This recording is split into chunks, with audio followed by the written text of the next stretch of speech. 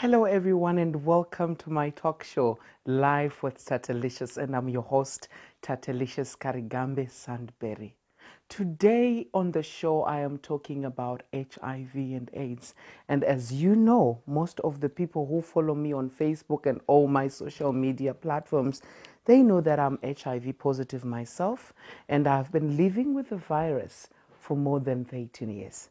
So being a victim of HIV, I really want to take you, all of you, explaining what HIV is and AIDS, so that we get to know what it is. HIV is human immunodeficiency virus, and HIV is a virus, not a disease. You may hear that someone is HIV infected, has HIV infection, or has HIV disease. These are all terms that mean the person has HIV in his or her body and can pass the virus to other people. HIV attacks the body's immune system. The immune system protects the body from infectious and disease, but has no clear way to protect it from HIV. Without treatment, most people infected with HIV become less able to fight off the germs that we are exposed to every day. Many of these germs do not usually make healthy people sick, but they can cause life-threatening infections and cancers in a person whose immune system has been weakened by HIV. Let's talk about treatments.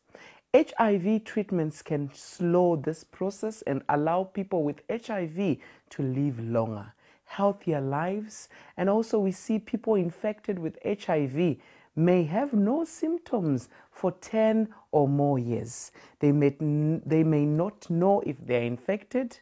An HIV test is the only way to find out that you are HIV. You hear most of the people, they say, oh, that person looks like he or she has HIV.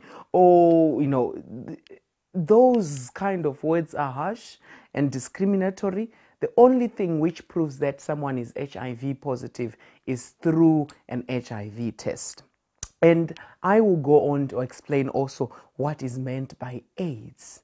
The abbreviations of AIDS, A stands for acquired, I is immune, D stands for deficiency, and S stands for syndrome. And you can see that AIDS is a late stage of HIV disease. According to the Centers for Disease Control and Prevention, CDC, a person with HIV infection is AIDS when he or she, I'm going to give the attributes when someone who is defined as an AIDS defining patient. Number one, the CD4 cell count, a way to measure the strength immune system that falls below 200. A normal CD4 cell count is 500 or higher. So you would see that if someone has got a CD4 count which is below 200, this is an AIDS defining patient. And also we can see another defining AIDS patient is it develops of any specific or serious conditions, also called AIDS defining illnesses that are linked with HIV infection. And you could see that these infections are like herpes, these infections also can be like gonorrhea, syphilis. These are the infections which can be AIDS defining infections. So you can see now how we can define AIDS and how we can define HIV.